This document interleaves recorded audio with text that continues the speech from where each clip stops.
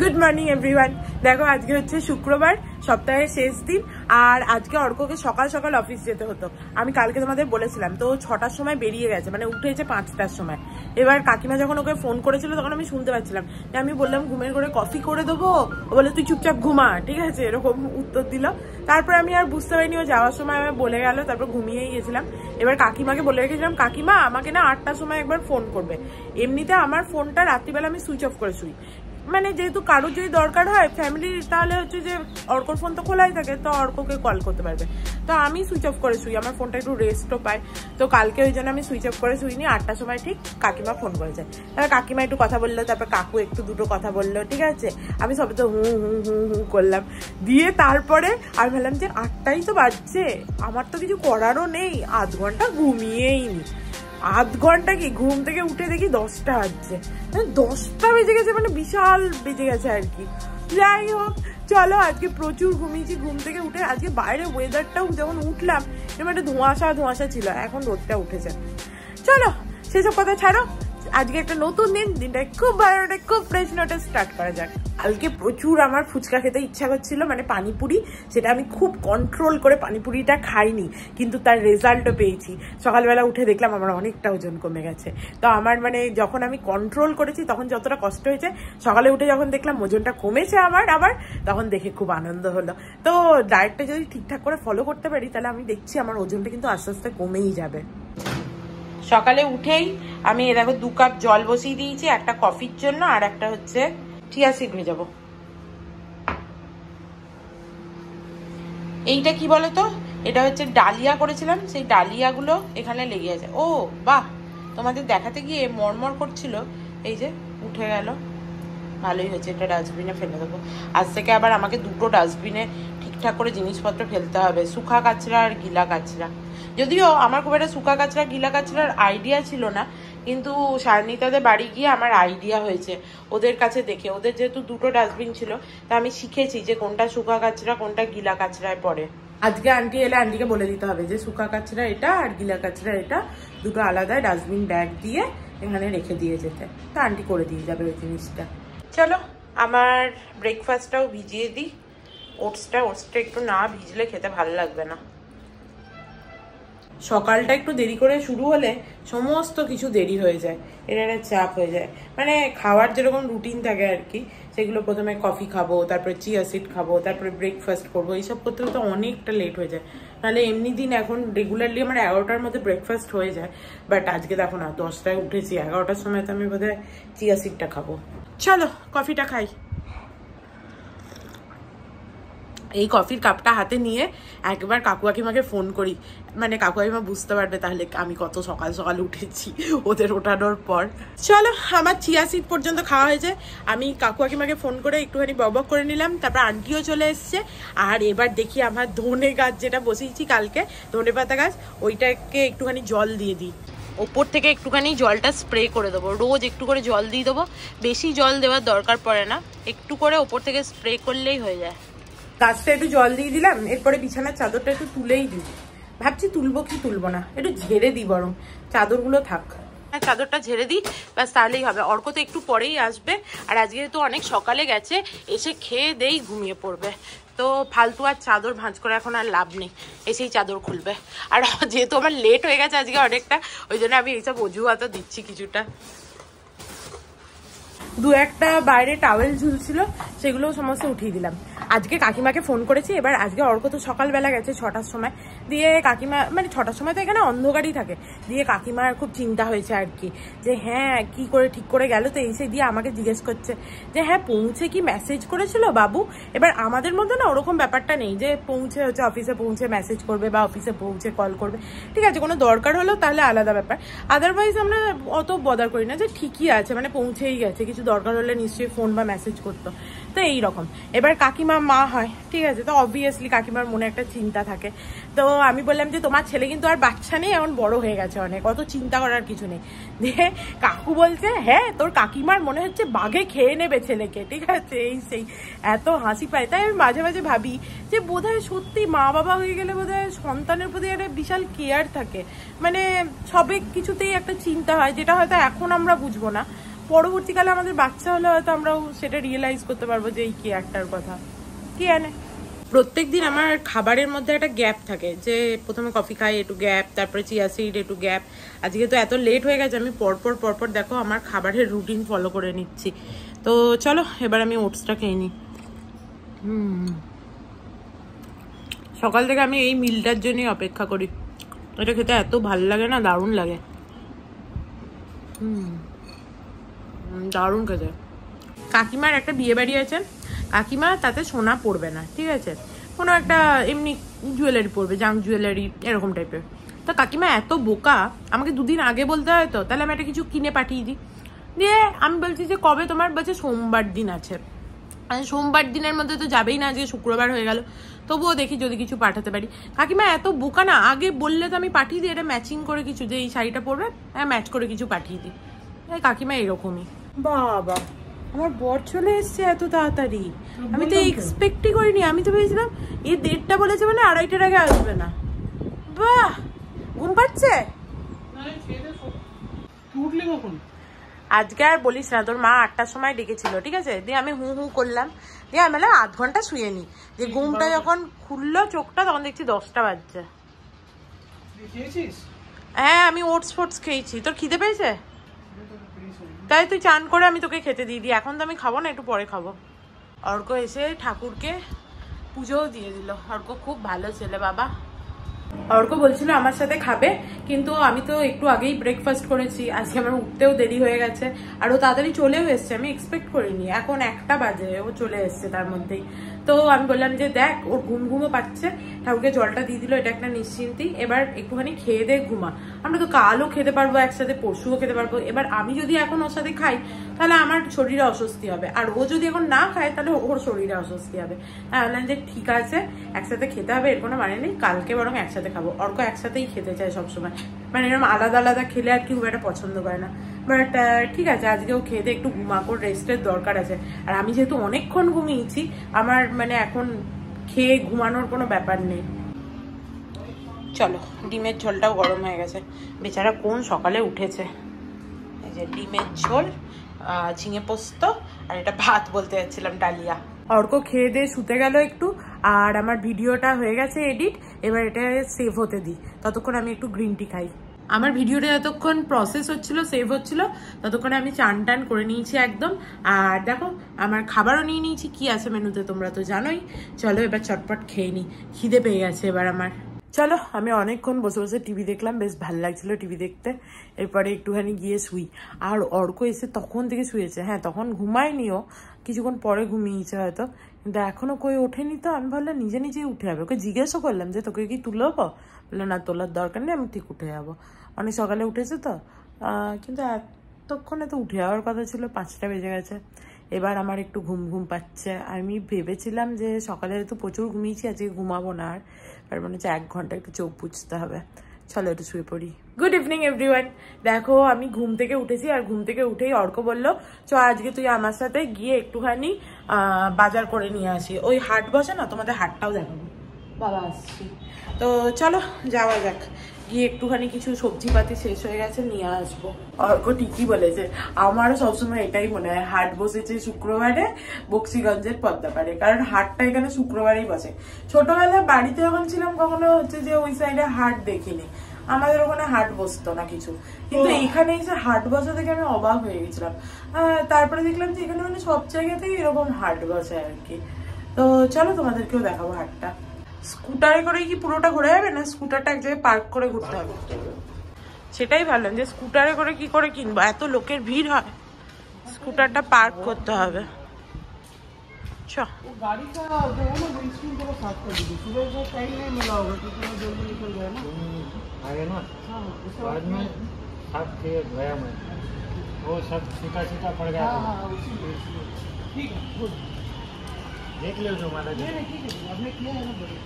এই হাটটা পুরো একদম রাস্তার উপরে বসে, ঠিক আছে। অর্ক আর আমি সাইডে গাড়িটাকে পার্ক করলাম, এরকম দেখবে পরপর অনেক গাড়ি পার্ক করা আছে। তো চলো এরপর হেঁটে হেঁটে যাওয়া যাক। এখানে রসুন 50 টাকা পাও দিচ্ছে। দেখো এখানে জুতোও পাওয়া যায় হাটে, সব পাবে, ব্যাগও পাওয়া যায়, কসমেটিক্সও আছে কত। আমি ভাবছিলাম যে একটা এরকম গামলা কিনবো বাসন রাখার জন্য, এটো বাসন এই যে কিনে নিয়েছি। বাহ, এখানে এইগুলোও পাওয়া যাচ্ছে, সবই পাওয়া যায়। ভালোই হলো অর্কর সাথে এলাম। হাটে সবজিগুলো বেশ ফ্রেশ হয়। এখানে আমি কেন আসতে চাই না, ভিড়টা শুধু দেখো। চলো, মোটামুটি বাজার করা হয়ে গেছে সমস্ত। আমি বাড়ি গিয়ে তোমাদের দেখাবো কি কি কিনেছি। বাট হাটে এসে বেশ ভালোই লাগলো, কত সস্তায় কত ফ্রেশ ভেজিটেবল কেনা গেল। লিফটের দরজাটা খুললো, আর হচ্ছে যে দেখলাম বাহ আমরা নিচে এসেছি আর লিফটের দরজাটা খুলে গেল। ভালো হয়েছে, কি ভালো হচ্ছে যে জিনিসপত্র কেনা হলো। মোটামুটি 2 সপ্তাহের জন্য হয়ে গেল বোধহয়, বল। খুব ভালো জিনিস। আমার সব থেকে কি কিনে আনন্দ হয়েছে বলতো? গামলাটা তো কিনে হয়েছে, আর আঙুর কিনে। আমি আঙুর কিনেছি এত, 60 টাকায় 1 কেজি আঙুর। আর রসুন 50 টাকা হচ্ছে পাও, পাও মানে হচ্ছে তোমার 250, 50 টাকায় 250 কিনেছে। আর বাইরে 100 টাকায় 250 বিক্রি হয়েছে। ওর কাছে যদিও অপশন ছিল 50 টাকায় 250, 60 টাকায় 250, 70 টাকায় 250, আমি 50 টাকাটাই কিনলাম। কি যায় আসে, একটু ছোট হবে কোয়াটা। গামলাটা বেশ ভালো হয়েছে, আমি ভাবছিলাম এটা একটা গামলা কিনবো। বেশ ভালো হয়েছে গামলাটা। কত টাকা নিল বেশ এটা? 100 টাকা নিল না? 100 টাকা এই গামলাটা। কি ভালো হয়েছে দেখো। তুই শোন না, ওর ভেতরে যদি কিছু টুকিটাকি সবজি থাকে যেগুলো মনে হচ্ছে একটুখানি খারাপ খারাপ হয়ে গেছে, ওগুলোকে আগে বার করে দে।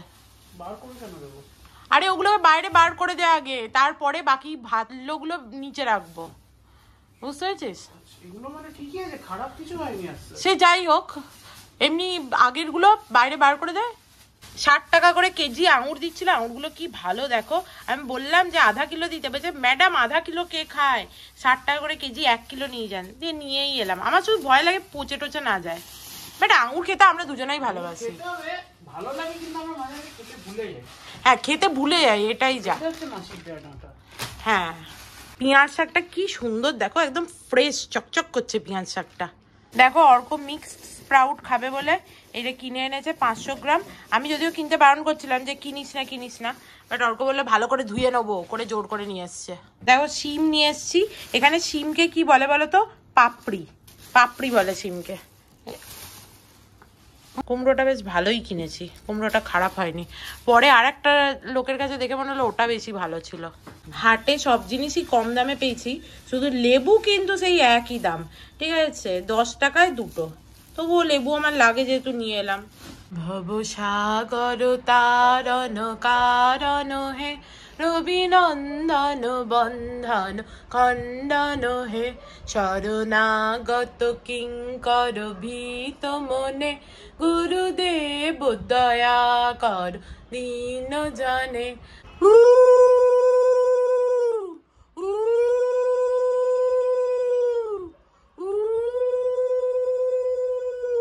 এই গামলাটা না ভেবেছি এখানে রাখবো, ভালোই হয়েছে এই সাইজটা নিয়েছি।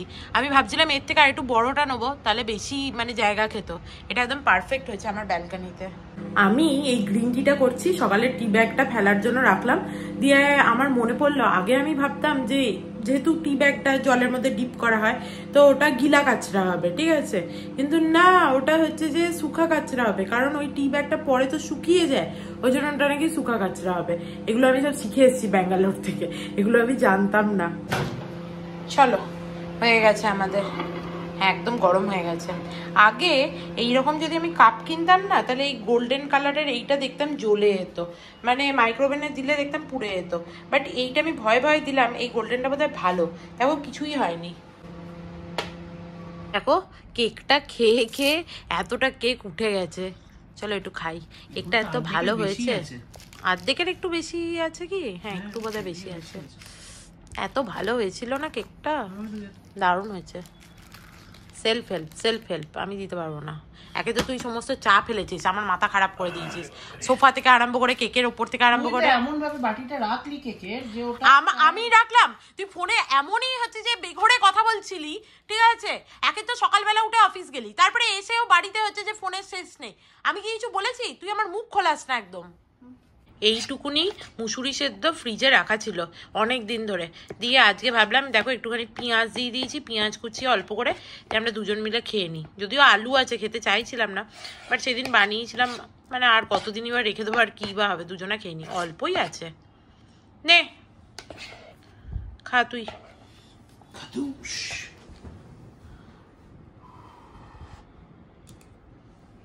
বাহ, ভালো লাগছে বল? বেশ ভাল লাগলো খেয়ে। আহা হা। আমি না আজকে ভাবছি স্বর্ণাশিস আমাকে, স্বর্ণাশিস জানো তো, প্রথমবার যখন এসেছিল আমাকে একটা মশলার কৌটো দিয়েছিল এবং তার মধ্যে মানে বেশ দারুণ সুন্দর কৌটোটা। এবার আমার কৌটোগুলো ভালো ছিল বলে ওগুলো বার করিনি আর, কিন্তু এবার মনে হচ্ছে বার করি। আজকে ভাবছি ওগুলো বার করব। আজকে সব কাজ করলে কি করবে? আজকে তো আমাদের প্ল্যান হচ্ছে করা, ওইটা পেন্টিং করা। আমরা আজকে ভেবেছি আমাদের ওই মাটির ঘরটা পেন্টিংও করবো দুজনে মিলে, কিন্তু তার জন্য কালারগুলো আদৌ ঠিক আছে কিনা দেখতে হবে।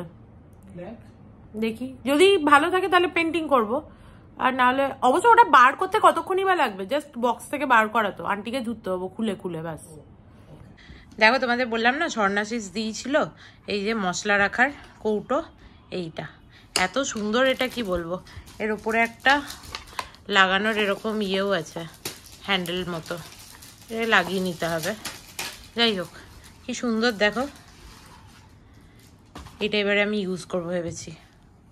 আর এই যে আমি সমস্ত কালার নিয়ে বসছি, ফেব্রিক কালার, এবারে এটাকে কালার করব। ব্রাশগুলোকে অনেক খুঁজে খুঁজে বার করলাম। হ্যাঁ শুকিয়ে যাবে, ফেব্রিক কালার না, বাট ভেতরটা ঠিকই আছে। এটা সাদা, এটা সব থেকে বেশি লাগে, এটা বেস তৈরি করব। চলো দেখি ধীরে ধীরে করি আর তোমাদের দেখাবো অল্প অল্প। অর্ক এই সমস্ত কাজ করতে খুব ভালোবাসে, আমার হাত থেকে নিয়েই দিত। না তুই তো সূক্ষ্ম কাজগুলো তুই করবি, খুব একটা বেশি ডিজাইন করব না। যাই হোক যা হোক একটা কিছু তো করবো। দেখো পুরো বাইরের কোটটা মোটামুটি হয়ে গেছে সাদা, আমাদের গোটা হাতে লাগিয়েছি আমি, আর নাকেও লাগিয়ে দিয়েছি। হয়তো আজকে আর ওটা হবে না, কারণ ওটা শুকোতে টাইম লাগবে, ওটা শুকাক, দিয়ে কালকে বাকি ডিজাইনটা করব। আমার চশমাটা এনে দেন না গিয়ে। আমরা কি দেখবো সিরিজ? পোচার্স তার মানে কি? চোরা শিকারি। ওকে, কোন ল্যাঙ্গুয়েজ? মানে এমনি হিন্দি। আচ্ছা, কোথায় হচ্ছে এটা? এটা অ্যামাজন। ওকে, দেখো আমি টিভি দেখতে দেখতে বসে বসে এই যে এখানে 16টা কৌটো আছে, এগুলো সমস্ত খুলেছি, এগুলো সব ধোবো। একটুখানি কি করবো বলো তো, ভিম লিকুইড দিয়ে জলের মধ্যে এগুলোকে ভিজিয়ে রাখবো। আর এই যে তার ভেতরে দেওয়া ছিল কাগজগুলো, এগুলো তো ফেলে দেবো। দেখো আমি শেষ পর্যন্ত সব ধুয়ে ধুয়ে এখানে রেখে দিয়েছি, যাতে সকাল অবধি শুকিয়ে যায় সমস্ত কিছু। আর আন্টিকে দিয়ে করে লাগবে, আন্টি আসবে কখন করবে, তার থেকে আমি হচ্ছে একটা এরকম ভাবে নিয়ে এখানে ভিজিয়ে রেখে আস্তে আস্তে সমস্ত ধুয়ে নিচ্ছি। জানোই আমার কি ডিনারে খাবার থাকে, গাজর আর দই। কোনোদিন একটা কিছু বানালাম সেটা আলাদা, বাট মোস্টলি গাজর আর দই। খুব খিদে পেয়েছে, চলো খেয়ে নিই। আমার যেহেতু একটু মানে খুঁতখুঁতে বাই আছে না, মনে হয় যেন ধোয়া হলো না ভালো করে, ধোয়া হলো না ভালো করে, দিয়ে 14 বার ধুতে হয়, এই কোমর ব্যথা হয়ে যায়। বাট খুব খিদে পেয়ে গেছে, মানে বিশাল। এতক্ষণ ধরে আমি আর অর্ক বসে বসে একটু টিভি দেখছিলাম, আর মাথায় একটু হেয়ার সিরাম লাগিয়ে নিলাম রোজকার মতো। আর আমি যে গামলাটা এনেছি না, দাঁড়াও দেখো, গামলাটার মধ্যে বাসনগুলো জল দিয়ে সমস্ত রেখেও দিয়েছি, তাহলে নিচে এইখানে যেখানে বাসন রাখতাম এই জায়গাটা ফাঁকা হয়ে গেছে পুরো, ভালোই হয়েছে, আন্টিরও সুবিধাই হবে। আজকে ছুরি কাঁচিগুলো এখানেই পড়ে থাকবে, কারণ ওইটা শুকিয়ে তো গেছে, বাট পেন্ট করতে টাইম লাগবে, কালকে করব।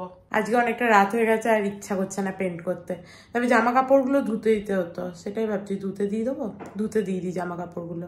আজকে জামা কাপড় ধুতে দিইনি, আন্টি আজকে জিজ্ঞেস করছিল যে জামা কাপড় হচ্ছে ধুতে দাওনি ম্যাডাম, আমি বললাম যে না আজ আর দিইনি, তো দিয়েই দিই। দেখো অনেকগুলো নাইটি জড়ো হয়েছে, নাইটি পরার সময় আর খুঁজে পাবো না।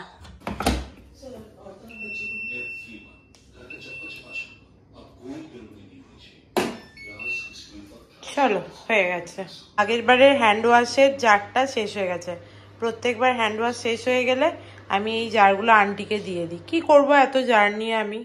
অর্ক একটু টিভি দেখছে, ওর ওই পোচারটা দেখতে ভাল লাগছে, আমার খুব একটা আর ভাল লাগছে না।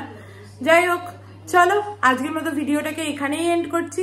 If you like something then please do like, share and subscribe to my channel and stay healthy and happy always.